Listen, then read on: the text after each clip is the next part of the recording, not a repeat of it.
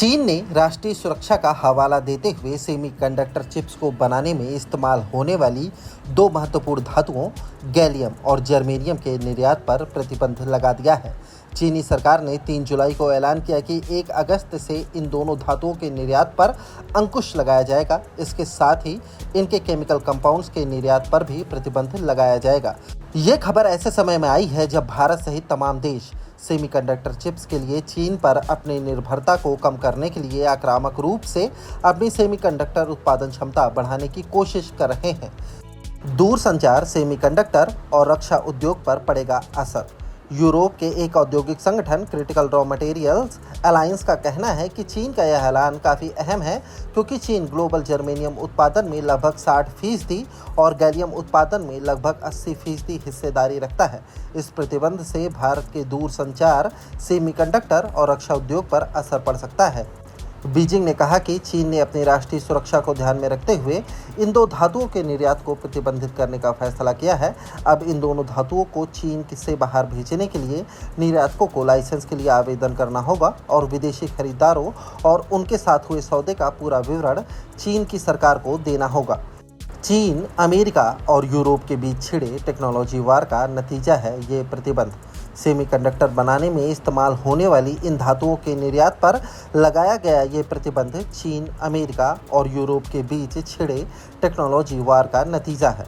बता दें कि अमेरिका ने अक्टूबर 2022 में चीन के होने वाले सेमीकंडक्टर और उपकरणों के निर्यात में कटौती करने के लिए नए नियम लागू किए थे। इसका बदला लेने के लिए चीन ने गैलियम और जर्मेनियम के निर्यात पर प्रतिबंध लगाने का ऐलान किया है। बताते चले कि गैलियम और जर्मेनियम प्राकृतिक रूप से नहीं मिलते। आमतौर पर ये धातुएं एल्यूमिनियम और जिंक जैसी धातुओं को बनाते वक्त बाय प्रोडक्ट के तौर पर निकलती हैं।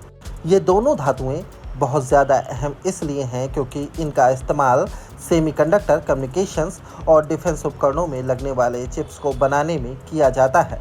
देश में गैलियम या जर्मेनियम का प्राथमिक स्रोत नहीं। भारत इन दोनों धातुओं के लिए मुख्य रूप से आयात पर निर्भर है। देश में गैलियम या जर्मेनियम का प्राथमिक स्रोत नहीं है। एल्यूमिना का उत्पादन करते समय गैलियम को बाई प्रोडक्ट के तौर पर हासिल किया जाता है। भारत में 2 प्लांट्स में पहले गैलियम बना था। उत्तर प्रदेश के रेणुकूट में स्थित हिंडाल्को के प्लांट और ओडिशा के दमनजोडी में स्थित नाल्को के एल्यूमिना रिफाइनरी में अतीत में गैलियम मिला था। जर्मेनियम भी देश में उपलब्ध नहीं है। वर्तमान में इसकी ज़रूरत आयात के जरिए पूरी की जाती है।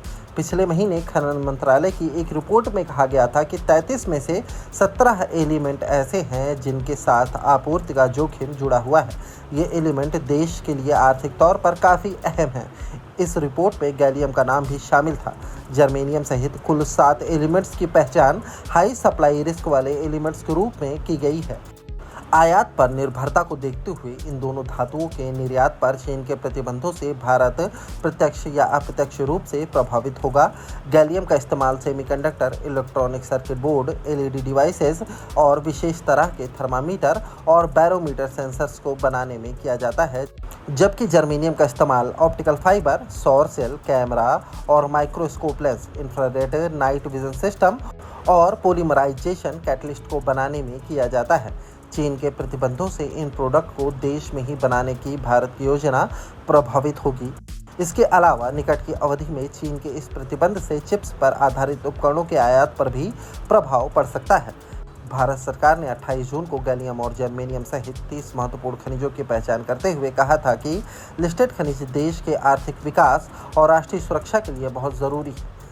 सरकार ने कहा कि इन महत्वपूर्ण खनिजों की सूची उन खनिजों की पहचान करने और प्राथमिकता देने के लिए डिज़ाइन की गई है जो विभिन्न औद्योगिक क्षेत्रों के लिए ज़रूरी हैं।